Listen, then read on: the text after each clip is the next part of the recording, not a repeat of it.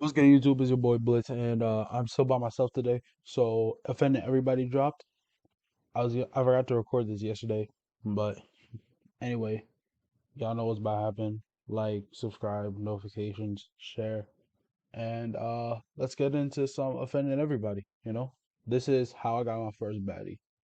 Cute girls were the only thing on my mind as a teenager. I tried to focus on school, but once puberty hit, it was game over for my rational thoughts. The only physics I cared about were the bouncing of Stacy's fun bags. So during my senior year of high school, I was determined to get some. I didn't even care what it was. First base, second base, chest bump in the dugout, anything was better than nothing. But walking up to girls and raw dogging a convo was scary. Every time I was about to, my brain would just turn into a pothead seeing a cop like, "What are you doing? Bail! Bail!" Plus, I wasn't born with godlike genetics. I was just a typical 6.5-inch scrawny pasty white boy. So I knew if I wanted a shot with any number above a 5, I'd have to improve my appearance. So I switched out my glasses for contacts, started working out, and wore enough Axe body spray to kill most small animals. The only thing I refused to compromise on was my khakis. Super comfy and 6 pockets, they're the perfect pants. Yeah, I get women are disgusted by them, but maybe if they got to know me, they'd see I'm really a genie. I could go for some McDonald's right now. Your wish is my command. My next step was to draw attention to myself. I'm like, I'll just get highlights in my hair and I'll try out for the school play. And to my surprise, it worked, but for the wrong gender. Guys started hitting on me, which was flattering, but so annoying, because most of them didn't take no for an answer. One time a dude spit game at me and I immediately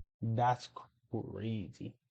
shut it down. I said, "Hey man, I'm flattered, but I don't play for your team." And he says, "Well, have you ever tried it?" I'm like, "Dude, that's not something you just try." I'm never home alone looking at my TV remote like, then walking to school the next day like a happy ballerina. Anyway, clearly my strats weren't working, but is a strong motivator, so I wasn't giving up. My next best shot was during our senior class trip to Disney. That's right, for my senior class trip, we went to Disney World. Can you tell I went to an all-white high school?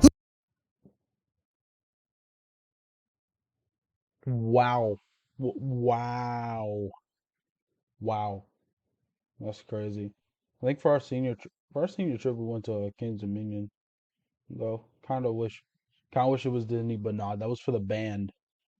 Who needs diversity when you have Space Mountain? They're both dark, make you scream, and end up taking your wallet, but I'd pay to go back to space. Does that joke make sense? Not really, but sounds offensive, and that's kind of what I'm going for. Anyway, the trip was 3 days, and on day 1, my friend Kristen was sending me hard vibes. At first, I thought she was just being friendly, but it became clear she was digging me. Now, prior to this, I just viewed her as a friend, meaning I didn't find her banging. Don't get me wrong, she was cute, but if she was 9 or 10, floaties or not, I'd be diving headfirst into that poon. So I kind of just pretended I didn't know what she was doing, but she began to get more direct. That evening, we were riding the Pirates of the Caribbean ride, and she starts rubbing my leg. My Johnson screaming, "Let me out of here!" I'm like, Jesus, am I about to get a handy at Disney? This pirate ride is about to be rated R. Oh God, I'm so tired. Well, luckily things didn't escalate, because apparently there's a bunch of night vision cameras all around the ride. Could you imagine the ride shuts down, lights turn on as an overhead announcement says, "Ma'am, please remove your hand from his peg leg." Fast forward to later that evening, and I'm back in the hotel room chilling with homies. They're like, "Bro, you trying to smash?" I'm like, I don't know. I love Kristen as a friend, but I don't know if I feel the same way. Then my buddy Sean is like, "Why don't you just be friends with benefits?" Which at the time seemed like a great idea, not realizing friends with benefits never works. One or both people end up developing feelings, and your relationship will eventually crumble faster than Jonathan Major's career. But being a dumb Okay, that one wasn't as bad. kid, I'm like, I can make it work. Generations of men have tried and failed, but my 17-year-old brain had it all figured out. So the next day I meet up with Kristen and immediately felt conflicted, because part of me was like, I really don't want to ruin our friendship. And the other part of me wanted to get my beak wet. My balls were dry for 17 years, and I just wanted some dome. You could argue I didn't know what I was missing, but I heard good things. The reviews for blowies are in, and it's overwhelmingly positive. So like an absolute bitch, I just kept changing my mind, constantly going from hot to cold, until later that evening when we were standing in line for the teacups. I don't know what it was, but when I looked at Kristen, I just thought, hey, why not? She's cute, funny, has a nice pair of fun bags. I think we'd have a great time together. Friends with benefits would be cool, but you know what? I think dating sounds even better. That's when my brain activated cringe mode. Because instead of just asking her out or leaning in for a kiss, I said, "Oh, Kristen, I forgot. I got you a gift."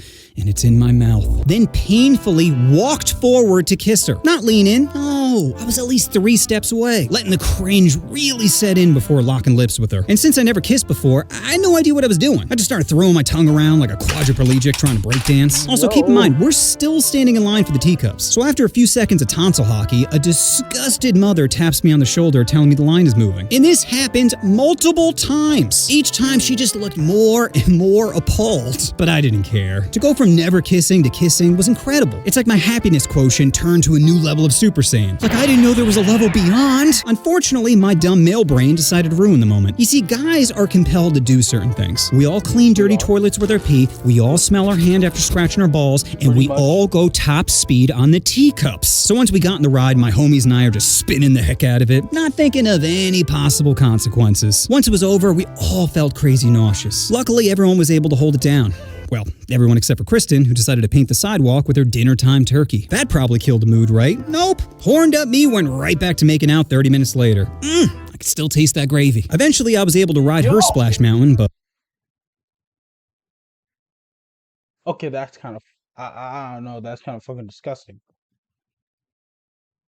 out 30 minutes later. I could still taste that gravy. Eventually, I was able to ride her splash mountain, but unfortunately, there was a lot of dead fish in a river, if you catch my drift. So whatever happened between me and Kristen, well, I ended up breaking up with her 6 months later. Now, all breakups are tough, but it went as well as you could hope, because I left her for someone hotter who had a lot less seafood on her menu.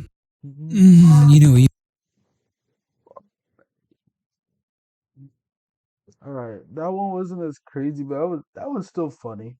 That was still funny, bro. Hey, man. All right, man. All right, bro. That was how I got my first baddie by offending everybody. So, like, subscribe, share, notifications, and I'll see y'all in the next one, bro.